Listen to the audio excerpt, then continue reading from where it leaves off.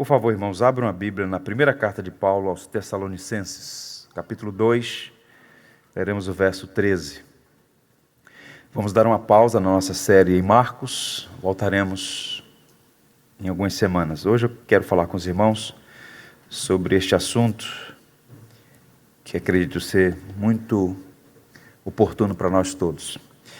A arte de ouvir a pregação é o tema da mensagem, à luz de 1 Tessalonicenses, capítulo 2, leremos o verso 13.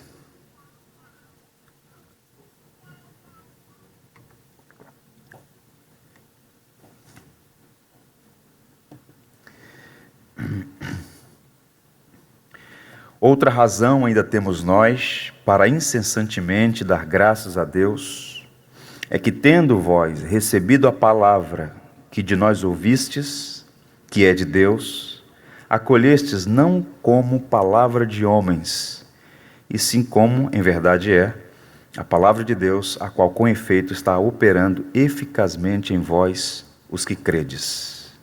Que o Senhor nos abençoe. Meus irmãos, existe uma estreita relação, uma orgânica relação, entre a pregação e a vida da igreja, entre o que acontece no púlpito e nos bancos. É interessante quando nós olhamos para a Bíblia, Antigo e Novo Testamentos, e olhamos para a história do cristianismo, nós percebemos que onde a palavra de Deus é pregada com fidelidade, com zelo, com excelência, a igreja floresce, cresce, amadurece, é habilitada para cumprir a sua missão de ser luz do mundo e sal da terra. Por outro lado, onde a palavra de Deus é negligenciada, a igreja declina, adoece e pode até morrer, como em muitos lugares.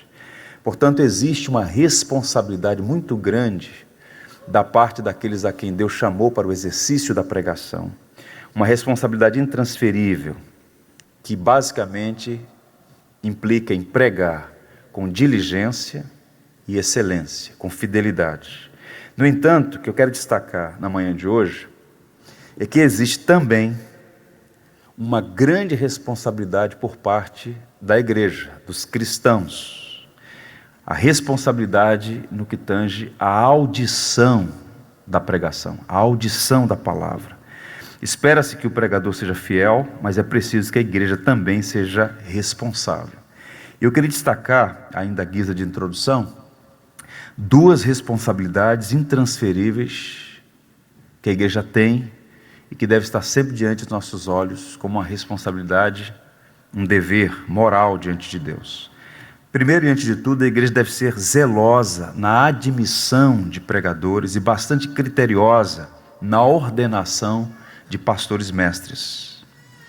O púlpito não é lugar para voluntários, mas para pessoas vocacionadas, preparadas, submetidas ao que Paulo chama de critérios para o episcopado, para o magistério da palavra, para o ensino, para a pregação.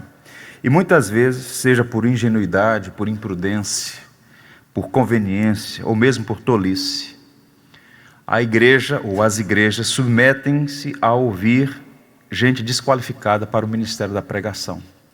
Viajando no Brasil de norte a sul, o que é que eu percebo? Que há muitas igrejas adoecidas por conta da falta do evangelho. Não é apenas fazer a leitura do texto bíblico e parafrasear algumas narrativas, mas a pregação substancial do evangelho. E nós temos um grande problema: a quantidade de homens sem a devida qualificação teológica, moral e espiritual. Então, quando Paulo diz que não deveríamos impor as mãos precipitadamente, ele está falando sobre o cuidado em relação à ordenação de homens que sejam de fato preparados para esse sagrado ministério. Então a igreja precisa ter sempre diante de si esse senso de responsabilidade ao reconhecer alguém como de fato um pregador do evangelho, um pastor. Segunda responsabilidade, que tem relação com o que nós vamos tratar hoje aqui, diz respeito à necessidade de aprender a ouvir diligentemente a palavra de Deus. O dever de ouvir adequadamente. E aprender a ouvir em público é mais importante do que falar em público. Nem todos foram chamados para falar, mas todos foram chamados para ouvir. E nós fazemos parte de uma geração que desaprendeu a ouvir. Nós precisamos parar, meditar sobre essas coisas e reaprender a ouvir. E o problema da comunicação tem feito um estrago muito grande, seja no ambiente do lar, por exemplo, a comunicação conflituosa, deficiente, no trabalho. E na ambiência da igreja, a audição, a arte de ouvir é fundamental. Porque no culto cristão, o que é central? Nessa tríade que constitui o culto cristão: canto congregacional, oração e pregação. Então, boa parte do culto, ele envolve a audição. E nós estamos numa sociedade barulhenta, confusa, perturbada, inquieta, viciada em tecnologia, viciada em audiovisual, e nós perdemos a capacidade de reflexão.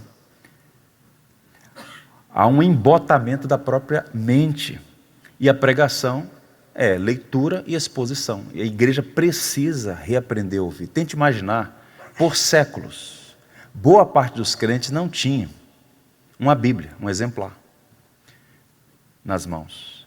Eles iam para os espaços públicos do culto, as igrejas, e o pastor, os presbíteros, o pregador, lia uma porção e fazia exposição bíblica. Então, eles aprendiam a partir da arte de ouvir, imaginando, santificando a imaginação, a mente, essa atenção necessária à pregação. No século XVII, houve um pregador chamado Richard Baxter, que para muitos continua sendo um grande mentor, um grande pastor de pastores. Escreveu alguns bons livros, dentre os quais O Pastor Aprovado, Pastor Reformado. E ele então, se dirigindo à sua igreja ali no interior da Inglaterra, disse o seguinte: não vindes ouvir com o coração desatento, como se viesseis ouvir uma questão que pouco vos interessa, mas vinde com um senso de indizível importância, a necessidade da santa palavra. Tendes um trabalho a fazer tanto quanto o pregador. Deverias estar tão ocupados quanto ele.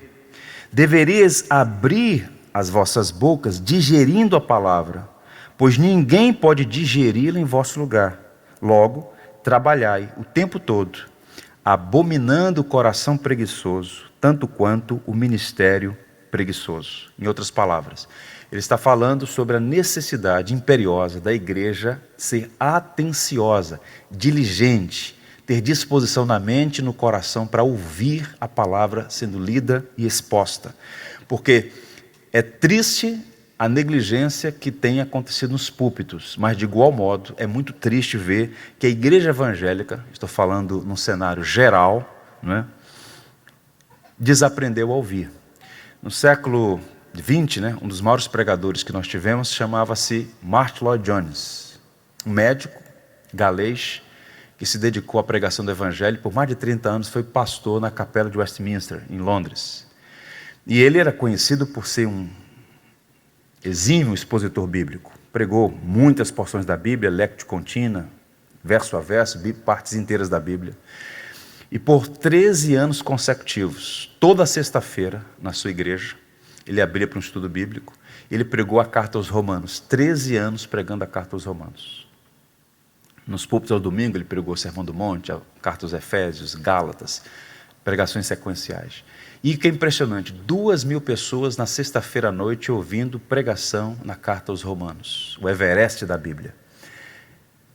Quando a gente olha para o cenário brasileiro, faltam homens como Martyn Lloyd-Jones, homens sérios, probos, responsáveis, diligentes, conscienciosos, fiéis na pregação, cheios da graça e na dependência do Espírito Santo, mas nós não temos mais uma audiência capaz de ouvir como aquela igreja em Westminster era capaz de ouvir. Nós precisamos recuperar essa tarefa, que é uma arte, que é um processo, envolve um trabalho educativo, é um treinamento. Existem exercícios físicos, mas também existem exercícios espirituais, inclusive exercícios cognitivos. A mente precisa ser treinada. E aqui uma sugestão aos pais aqui presentes, né? Nós ainda não temos como mensurar o estrago irreparável que algumas tecnologias são capazes de fazer na vida das crianças. Há muitos estudos, várias teses de doutorado nas principais universidades do mundo sobre os riscos de alienação que essas tecnologias estão fazendo nas crianças. A gente precisa entender o seguinte, que Deus nos deu um dom, uma capacidade extraordinária, a capacidade de pensar, de refletir, de crescer intelectualmente. Isso envolve o culto cristão, que é uma fé racional. Nós não fomos chamados para saltar no escuro nem acreditar que o triângulo é redondo. A nossa fé é proposicional, ela é compreensível, envolve mistérios, mas mistério não é sinônimo de contradição, de erro. Então, a gente precisa, nesse processo educativo, pensar inclusive numa esfera mais ampla sobre como treinar os nossos filhos num ambiente como esse, onde a palavra é lida e exposta. Bem, antes de examinar o texto especificamente, o verso 13 da primeira carta de Paulo aos Colossenses, capítulo 2, verso 13, eu queria ainda apresentar a vocês dois erros, dois perigos que devemos evitar quando ouvimos a pregação. O primeiro erro eu vou chamar de o perigo de ouvir com preguiça. Isso quer dizer uma indisposição mental, uma indisposição cognitiva. Vejam o que está escrito em Hebreus 5, verso 11. A esse respeito, temos muitas coisas que dizer e difíceis de explicar. Portanto, vós tendes tornado tardios em ouvir.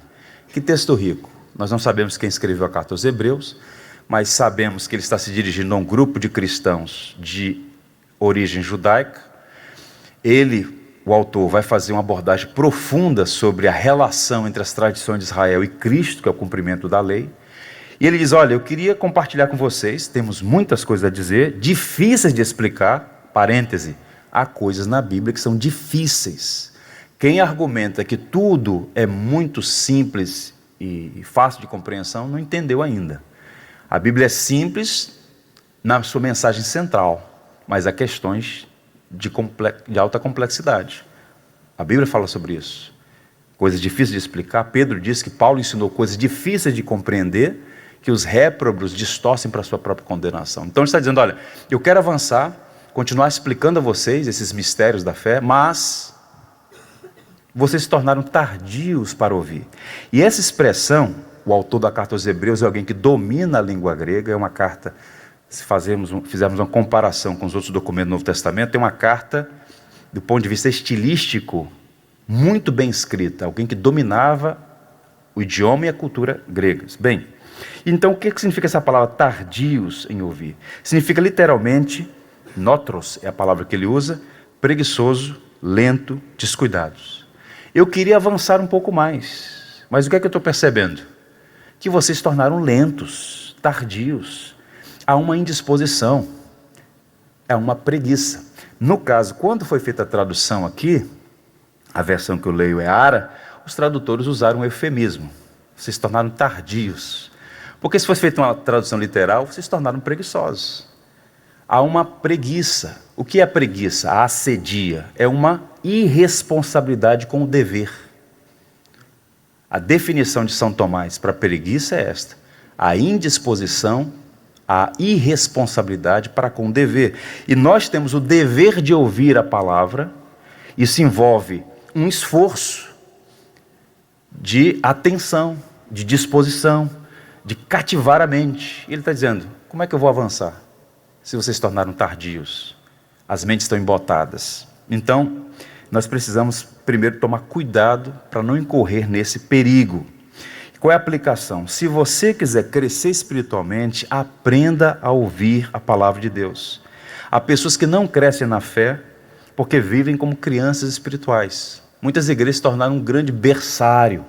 Passam-se os anos, mas não há crescimento, não ganham estatura, não há robustez, não há consistência, razão pela qual, quando vão tratar dos assuntos da fé no ambiente hostil fica mais difícil, porque a argumentação do lado de lá, muitas vezes eivada de erros, cheia de narrativas, de sofismas. O crente, se não tiver consistência, ele fica ali, sabe que é verdade, mas não tem como responder quando questionado sobre a esperança da sua fé. Então a gente precisa tomar muito cuidado com isso.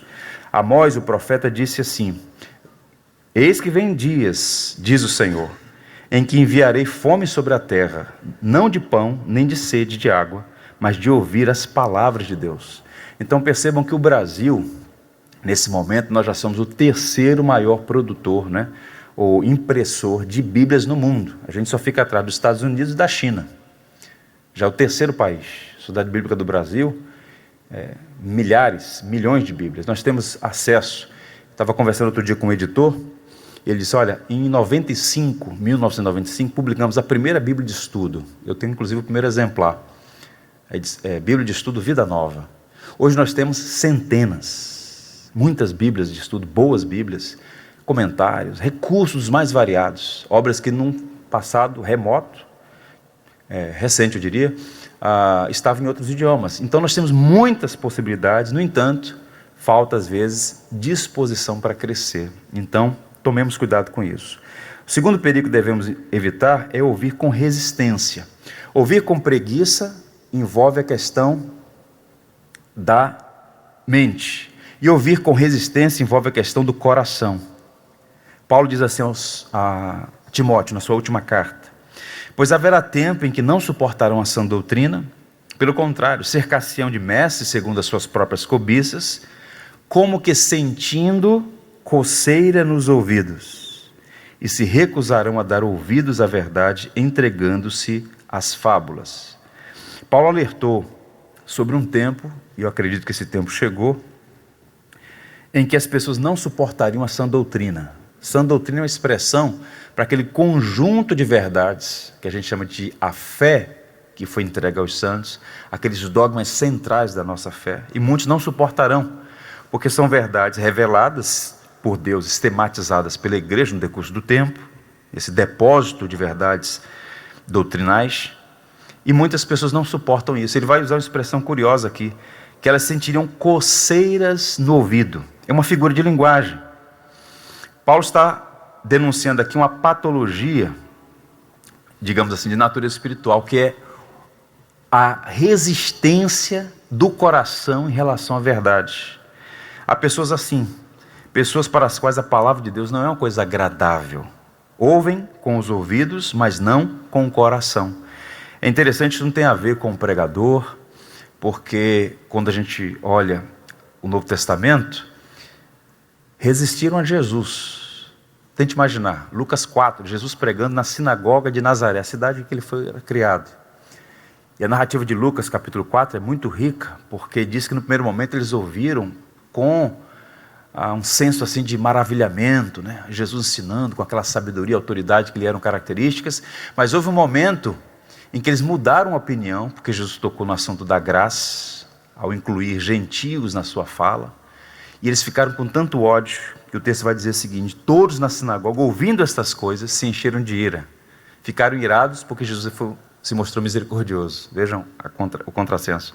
E levantando-se, expulsaram da cidade e o levaram até o cimo do monte para o qual estava edificada, para de lá o precipitarem abaixo. Jesus, porém, passando por entre eles, retirou-se. Eles queriam matar Jesus, porque ao ouvi-lo, houve uma resistência no coração, uma indisposição do coração para com a palavra. Bem, o profeta Jeremias já havia falado sobre isso. Em nome de Deus ele disse: a quem falarei e testemunharei para que ouçam? Quem será a minha audiência? Diz o Senhor. Eis que os seus ouvidos estão incircuncisos e não podem ouvir. Eis que a palavra do Senhor para eles, coisa vergonhosa, não gostam dela. Nós precisamos, portanto, santificar nossas papilas gustativas. Aquilo que é agradável aos lábios, agradável à nossa boca. Isso tem a ver com a santificação do coração. Então, não podemos incorrer no erro de ter uma indisposição na mente, nem no coração. Tanto a mente quanto o coração precisam estar abertos para receber a palavra de Deus. Por quê? Todo sermão, genuinamente o resultado da pregação do Evangelho vai colocar você mais perto do céu ou mais perto do inferno. É impossível não responder à palavra. Você vai responder com obediência ou com negligência, com senso de responsabilidade ou com desprezo. Nós precisamos ter em mente isso. Em muitas igrejas, infelizmente, a única exigência que é feita ao pregador é: quanto mais curto o sermão, melhor. Eu lembrei, por exemplo, que nos seminários jesuítas, no sul da Espanha, os jovens sacerdotes eram ensinados a fazer breves homilias, e havia uma máxima nessas casas de instrução que era a seguinte: a homilia não deve passar dos 15 minutos. Diz o adágio: até 10 minutos, quem fala é Deus. De 10 a 15 é o homem. De 15 em diante é o diabo. Então eles eram instruídos a ser muito rápidos. E nesse princípio, houve um processo de inanição. E muitas pessoas passaram pela vida sem conhecer as gloriosas verdades do Evangelho, porque o coração e a mente não estavam treinados. Quando você vicia uma criança com guloseima, oferecer alimento substancial é um processo doloroso. E há muitas igrejas viciadas em entretenimento, muita falação, muita cantoria, muita inserção de elementos estranhos no culto cristão. E não é por acaso que passam-se os anos e você vê tantas igrejas inconsistentes doutrinariamente, eu diria, vivendo um processo de desfibramento moral, a quantidade de escândalos envolvendo evangélicos, né? A falta de uma fé pública capaz de influenciar e dialogar com as várias áreas da sociedade, enfim.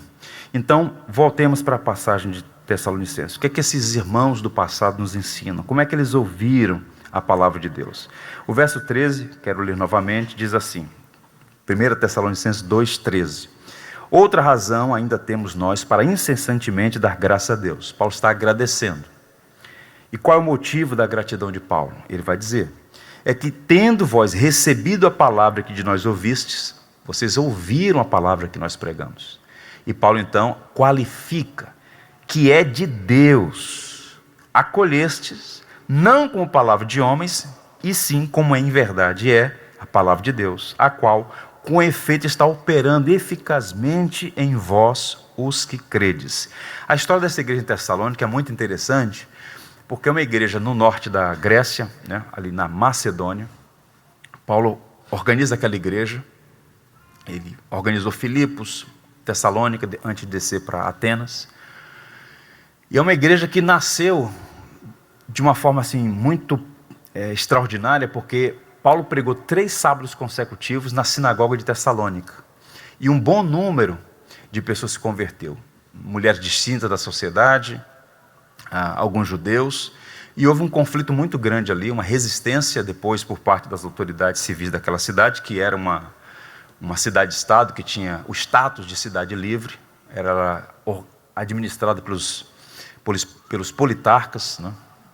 E era uma colônia militar romana, enfim, uma história muito interessante. Mas o fato é que Paulo deixou aquela cidade muito rapidamente, por conta da perseguição, e ele então vai para Atenas e fica aguardando Timóteo trazer informações de como estava a fé daqueles irmãos em Tessalônica. Se você fizer a leitura do capítulo 1, ele vai agradecer a Deus, né? Ele vai fazer uma doxologia, um tributo de louvor a Deus, porque aqueles irmãos tinham os sinais de uma verdadeira igreja: fé, amor e esperança. E Paulo vai fazer muitos elogios àquela igreja. E no capítulo 2, então, ele diz: olha, além das virtudes cristãs testadas e presentes em vocês, a maneira como vocês acolheram a palavra que receberam de nós, que a palavra de Deus testifica uma atitude adequada em relação ao Evangelho. Então Paulo usa esses irmãos como exemplo para nós. E a maneira como eles ouviram, levanta, acende, traz para nós, pelo menos 3 maneiras adequadas, próprias, do cristão ouvir a pregação da palavra. A primeira delas é a seguinte: ouvir com o máximo apreço, com o coração. O verso 13 vai falar sobre isso. A ideia de apreço aqui significa sentimento de afeição, de valorização, de reconhecimento de que se trata de algo nobre. Paulo não foi a Tessalônica apresentar uma nova religião, dar sua opinião sobre como eles deveriam viver naquele contexto. Paulo não foi apresentar ali uma aula sobre como sobreviver em tempos de crise, tendo em vista que a Macedônia estava empobrecida naquele período da história. A Macedônia, que foi a casa do rei Filipe, pai de Alexandre o Grande, naquele momento estava extremamente empobrecido, um caos social e econômico, como um todo a província. Paulo não foi falar sobre essas questões, que embora tenham seu valor, não é essa a missão do apóstolo Paulo, não era essa. Ele foi anunciar o evangelho. Ele diz que a palavra chegou não como palavra humana, mas com poder no Espírito Santo. Eles receberam a palavra. E eles tiveram apreço pelo que estavam ouvindo ali, algo de extremo valor. Isso me fez lembrar, eu compartilhei com os irmãos aqui, num passado recente, quando preguei sobre a importância da Bíblia, no segundo domingo de dezembro, salvo engano, há 1 ou 2 anos atrás. Uma experiência do pastor missionário Ronaldo Lidório, ele que foi missionário entre os Cocombas, no nordeste de Gana, um país africano. Ele esteve lá e fez um trabalho exemplar. Plantou igrejas, testemunhou a conversão de milhares de pessoas. Ele traduziu o Novo Testamento para a língua nativa, fez um trabalho notável. Ele conta em um de seus livros uma das experiências que o marcou profundamente, quando já tarde da noite, depois de ter feito a instrução em uma tribo, eles então voltaram para os vilarejos. Então, tarde da noite, alguém bate na porta. Era uma senhora de 60 anos, que depois de viajar 4 dias a pé, faz o caminho de volta. E ela bate na porta da ilha, tarde da noite, e diz: pastor, eu preciso falar com o senhor, mas o senhor não poderia esperar em outro momento? O que aconteceu? Dos 13 versículos que eu memorizei, eu não recordo do 13º. E ele falou assim: mas podia ser em outro momento. E ela então diz algo que o marcou e o emocionou. A palavra de Deus é muito preciosa para se perder no caminho. Uma senhora de 60 anos, simples, no nordeste de Gana, numa situação difícil, mas ela entendeu aquilo que muitos doutores não entenderam ainda. A palavra de Deus é preciosa. E o livro de Provérbios diz que a alma farta pisa os favos de mel, mas para a sedenta até o amargo é doce. Quando nós temos em abundância, a gente nem sempre valoriza, mas para quem tem carência, qualquer pedacinho é muito valorizado. Eu visitei Cuba algumas vezes em expedições missionárias, e uma das coisas que me trouxe grande encorajamento, numa dessas últimas viagens, Santiago de Cuba, na parte oriental da ilha, realizamos ali seminário para aqueles pastores, e a maneira como eles se deslocaram até o Seminário Batista de Santiago já era um testemunho. Vieram andando, vieram de bicicleta, vieram no lombo de animal, vieram na bolé de caminhão.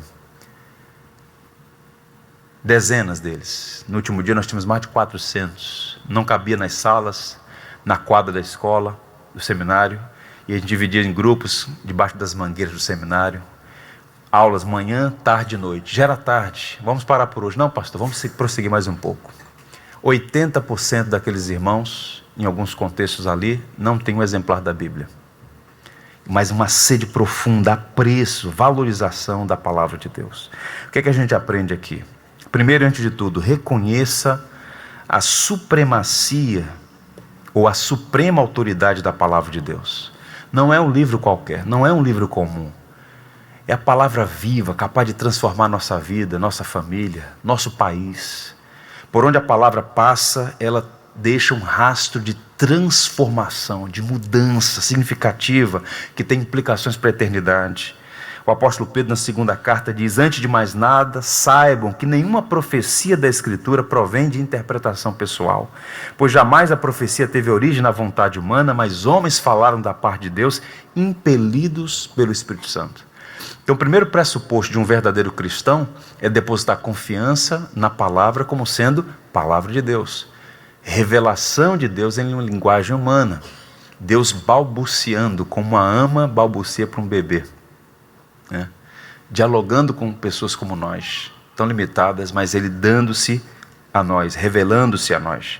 Nós batistas temos uma boa tradição em relação à nossa visão da Escritura.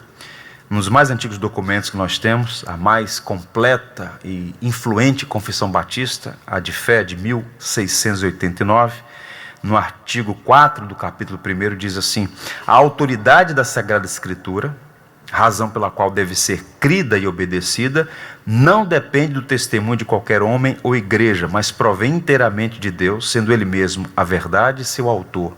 A Escritura, portanto, tem que ser recebida por ser a palavra de Deus. Então não é um discurso, não é uma palestra, não é uma sugestão. É uma palavra especial porque é a palavra de Deus. Então essa é a primeira aplicação. A segunda, reconheça a devida primazia da palavra na adoração pública. Por que a palavra tem maior espaço na liturgia, no culto público dos cristãos? Essa é uma herança que remonta o Antigo Testamento. Depois eu quero sugerir a vocês, leiam hoje à tarde, se houver oportunidade, o capítulo 8 de Neemias. É uma descrição do que é uma pregação. Esdras, o escriba, provavelmente o homem que editou o Saltério, um homem importante na tradição de Israel. No livro de Neemias é dito o seguinte, capítulo 8, versos 5 e 8. Esdras abriu o livro diante de todo o povo, e este podia vê-lo, pois ele estava num lugar mais alto. E quando abriu o livro, o povo todo se assentou. Verso 8. Leram no livro, na lei de Deus, claramente dando explicações, de maneira que entendessem o que se lia. Ele fez uma pregação expositiva. Ele leu o texto, interpretou o texto e aplicou o texto. Leitura, interpretação e aplicação. Compreenderam, porque houve alguém que os ensinou.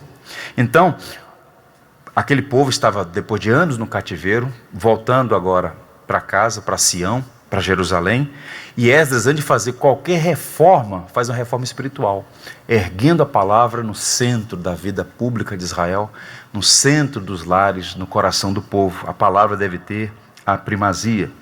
Terceira aplicação, valoriza a pregação da palavra como expressão da graça de Deus. Nós todos possamos dizer, como o salmista, quanto amo a tua lei, é a minha meditação todo o dia. Então quem ama, cuida, valoriza, aprecia, e a palavra tem que ser para nós um grande tesouro. Tanto na leitura particular, leitura devocional, diária, como alimento para a nossa fé, e também, eu diria, de igual modo, no contexto do culto público, quando a Bíblia é lida e exposta para a nossa edificação. E há muitas implicações para isso. Thomas Brooks escreveu um livro sobre a relação entre a palavra e a oração. Ele diz o seguinte: se você quer que Deus o ouça quando você ora, você precisa ouvi-lo quando ele fala. Quando é que Deus fala? Quando a sua palavra é lida. Então esse senso de maravilha, essa consciência faz toda a diferença. Então eles ouviram com apreço, valorizaram a pregação da palavra. Segunda coisa, ouvir com o coração aberto. Tem relação com ter apreço, mas tem um detalhe nesse processo. Vejam que no verso 13, Paulo usa alguns verbos, que eles receberam a palavra, que é de Deus, e então em seguida ele usa uma palavra, um verbo aí, acolhestes. Não como palavra de homens, e sim como é, em verdade, a palavra de Deus. Esse acolhimento, esse recebimento, quando a gente vai analisar essa palavra, implica em quê? Ouvir com o coração, internalizar, levar a sério, apropriar-se. Essa é a ideia. Esse acolhimento está relacionado à compreensão de que essa palavra é digna de ser recebida. Então esse apreço vai implicar nesse acolhimento, nessa abertura do coração para receber a palavra. Nós devemos orar para que Deus nos dê um coração receptivo. Eu preguei aos irmãos muito recentemente, nessa série Marcos, na parábola do semeador. Uma palavra muito rica que está presente nos evangelhos. E Jesus fala dos diferentes tipos de solo. 4 tipos de solo. E apenas um daqueles solos representa o solo onde a palavra frutifica, o solo fértil, o solo receptivo. E nosso coração precisa ser receptivo à palavra, irmãos. Antônio Vieira, o imperador da língua portuguesa, ele dizia que o problema não está na semente nem no semeador, mas no solo, tipo de solo. Então percebam, rejeitaram a pregação de Paulo, rejeitaram a pregação de Pedro, rejeitaram a pregação de Jesus. Não era uma questão do mensageiro ou da mensagem em si, mas o coração. Se o coração não estiver aberto, a palavra não frutifica. Alguém disse assim: ao ouvir, aplique cada expressão como proferida a você por Deus e não pelo homem. Esforce tanto para ouvir o som das palavras do pregador em seus ouvidos, mas sim para sentir, experimentar, viver a operação do Espírito agindo em seu coração.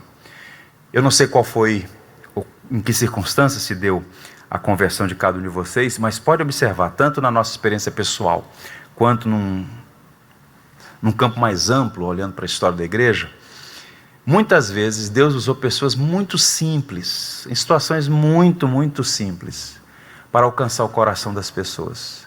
Spurgeon, por exemplo, que foi um dos mais extraordinários pregadores da igreja, o príncipe dos pregadores, ele se converteu numa situação inusitada, porque ele era neto de pastor, cresceu naquele ambiente de fé vívida, com a biblioteca à sua disposição, mas como Deus não tem neto, ele não tinha se convertido ainda. E então ele estava se dirigindo para um culto, uma nevasca aconteceu, ele foi impedido de chegar ao destino planejado, e ele então, para se refugiar, ele entra numa capela metodista primitiva, pequenininha, para se abrigar, estava tendo um culto. O pregador também não pôde chegar, eram pouquíssimas pessoas ali, ele sentou no último banco, tinha apenas 16 anos, e alguém subiu no púlpito para pregar, porque o entendimento é aquilo que eu já disse aos irmãos, culto cristão tem que ter canto, oração e pregação. Eles oraram, eles cantaram, alguém tinha que pregar. E subiu no púlpito alguém muito despreparado para o ofício da pregação. Ele não era um pregador, mas ele, como servo fiel, abriu a Bíblia e leu Isaías 45. E começou a gaguejar algumas coisas. E leu, olhai para mim e vivereis. Dizia isso, olhai para mim e vivereis. Lá atrás, um rapazinho de 16 anos ouviu essa palavra. E a palavra penetrou no coração. E ali o Senhor alcançou Charles Haddon Spurgeon. Qual o ponto que eu quero dizer? A palavra é poderosa para operar transformação. Então a nossa atitude em relação à Escritura é muito importante. Quem não traz Deus de casa, dificilmente encontra na igreja. A disposição do coração. Como é que nós preparamos, por exemplo, o Shabat? Não é? Como é que funciona a nossa dinâmica do sábado? Não é? Nós nos preparamos para o domingo? Nós preparamos nossos filhos para o culto? Como é que nós acordamos no domingo de manhã, domingo da ressurreição? Com os joelhos dobrados, esperando, com expectativa, ouvir o Evangelho, ter a nossa fé nutrida, ter as nossas dúvidas dissolvidas à luz do glorioso Evangelho? Nós precisamos recuperar práticas piedosas que se perderam no decurso do tempo. E a gente precisa fazer esse exercício, que é um exercício de fé, que é um exercício espiritual para recobrar a nossa fé, avançar espiritualmente. A gente precisa fazer isso o quanto antes. O Spurgeon, que se tornou um grande pregador em Londres, certa vez ele diz em um dos seus livros, chegou à porta da igreja para cumprimentar os membros, e uma senhora disse assim, pastor, eu já ouvi o senhor pregar muitas vezes, mas hoje foi demais. Que palavra abençoada, como falou meu coração. Aí o Spurgeon se dirigiu para ela assim, você orou mais essa semana. Seu coração estava mais receptivo. Em outras palavras, estava dizendo, não foi necessariamente o pregador ou a mensagem, mas a condição do coração para receber a palavra. Então, tanto quanto o pregador, a igreja precisa se preparar para ouvir a palavra. E por fim, ouvir com expectativa de transformação. A parte final do verso 13, ele usa uma dinâmica verbal aí, operando eficazmente em vós. Eles receberam a palavra, como sendo palavra de Deus, houve ali um acolhimento, né? E agora essa palavra, diz Paulo, está operando eficazmente em vós. Então, não era simplesmente um discurso, uma palestra, não que essas coisas sejam necessariamente ruins, mas era algo diferente. Paulo expôs o Evangelho. O que é o Evangelho? O Evangelho não é um conselho, o Evangelho não é uma sugestão, o Evangelho não é uma proposta, o Evangelho é uma mensagem, é uma notícia do que Deus fez em Jesus Cristo. Então, veja o perfil daqueles crentes lá em Tessalônica. O histórico deles eram pagãos, egressos de uma cultura pagã, greco-romana, alguns judeus lá que tinham sua tradição com Deus de Israel, mas não convertidos, e Paulo anunciou o Evangelho, o poderoso Evangelho do nosso Senhor Jesus Cristo. E esse Evangelho transformou a vida daqueles homens. Tanto é que quando os politarcas, insuflados, diz o texto de Lucas, pelos judeus invejosos, acusaram os missionários de estarem ali perturbando a ordem, e eles dizem algo interessante: aqueles que têm transtornado o mundo chegaram até nós. Porque o Evangelho, em alguma medida, embora não seja revolucionário no sentido pejorativo da palavra, ele bagunça com o status quo. O Evangelho, ele coloca ordem, mas antes de colocar a ordem, ele sacode as coisas. Então percebam, tanto na vida das pessoas, como numa sociedade como um todo. Então, eles disseram, aqueles que transtornaram o mundo estão chegando aqui, porque as pessoas eram transformadas. E, por exemplo, em Éfeso, aquilo teve impacto na economia da cidade. Porque as pessoas começaram a se converter, começaram a abandonar o culto a Diana, idolatria a deusa Diana, e os comerciantes disseram, se todas as cidades se converter, a gente vai ter um prejuízo.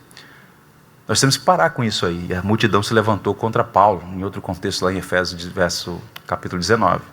Atos 19, perdão. Portanto, esse evangelho que nós pregamos, ele transforma, é um poder transformador. A carta aos Hebreus diz assim, porque a palavra de Deus é viva e eficaz, mais cortante do que qualquer espada de dois gumes, e penetra até o ponto de dividir a alma e espírito, juntas e medulas, e é apta para discernir os pensamentos e os propósitos do coração.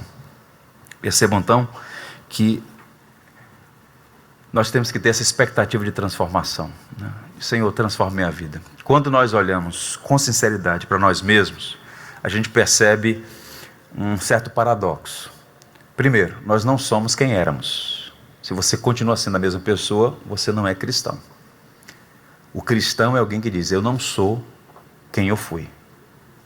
E qual é o paradoxo? Nós não somos ainda quem devemos ser. Mas um dia nós seremos. Hoje conhecemos em parte, mas um dia conheceremos face a face. Ou como nós lemos na liturgia, aquele que começou a boa obra em vós, há de completá-la até ao dia de Cristo. Então nós temos essa expectativa. Senhor, transforma minha vida. Porque por vezes, quando nós nos envolvemos com a situação, às vezes um comportamento inadequado, uma fala imprópria, uma situação no ambiente do lar, no trabalho, ou no ambiente da igreja, a gente fala, caramba, como eu pude fazer isso, ou deixar de fazer certa coisa. Então a gente fica até pensando, será que eu sou crente mesmo? E a gente deve estar sempre orando, Senhor, transforma a minha vida, molda a minha vida. E não existe nenhuma possibilidade de você crescer à parte da palavra. Quando Jesus orou por você, e Ele orou por você, e continua orando, no registro de João, capítulo 17, ele diz, santifica-os na verdade, a tua palavra é a verdade.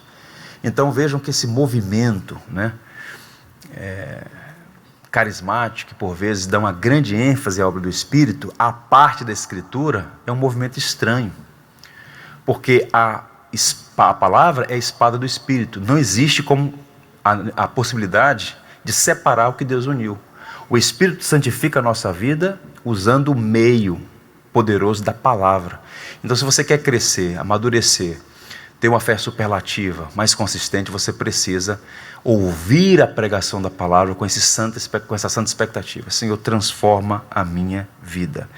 Caminhando para o final, quero ler para vocês, como sempre gosto de fazer aqui, a sabedoria do John Ryle, quando ele diz assim, só há uma evidência de que estamos ouvindo corretamente a palavra de Deus. Ele é muito firme, incisivo assim. Só há uma evidência que estamos ouvindo corretamente a palavra de Deus. E ele prossegue. A evidência é produzir fruto. O fruto aqui referido é o fruto do Espírito. Arrependimento para com Deus e fé no Senhor Jesus Cristo. Santidade de vida, de caráter, dedicação à oração, humildade, amor cristão, mente espiritual. Estas são as únicas provas satisfatórias de que a semente da palavra de Deus está realizando o trabalho que lhe é próprio em nossas mãos. Então, sejamos honestos com nós mesmos. Esses frutos estão em evidência em nossa vida? Estamos ouvindo adequadamente a palavra do Evangelho? Nós precisamos receber essa exortação para o nosso próprio bem. E eu encerro lendo 2 textos, de Paulo e de Jesus.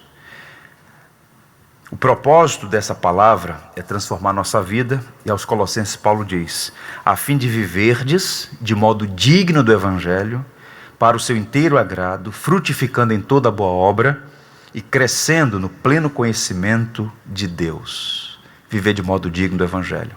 Então, que a palavra possa produzir você um estilo de vida digno do seu Senhor e Salvador Jesus Cristo. Amém. E as palavras de Jesus no deserto, quando tentado, rememorando a lei, ele disse: não só de pão, nem só de pão viverá o homem, mas de toda palavra que procede da boca de Deus. Nem só de pão viverá o homem, mas de toda palavra que procede da boca de Deus. Que o Senhor nos ajude e cresçamos na arte de ouvir a pregação, a palavra do Senhor. Vamos ficar em pé? Tudo que tens feito, por tudo que vais fazer, por tuas promessas e tudo que és, eu quero te agradecer com todo o meu ser. Te agradeço, meu Senhor. Te agradeço, meu Senhor. Te agradeço por me libertar e salvar, por ter morrido em meu lugar. Te agradeço, Jesus, te agradeço. Eu te agradeço, te agradeço por tudo que tens feito, por tudo que vais fazer, por tuas promessas e tudo que és. Eu quero te agradecer com todo o meu ser. E aí? Te agradeço, meu Senhor. Te agradeço, meu Senhor. Te agradeço por me libertar e salvar,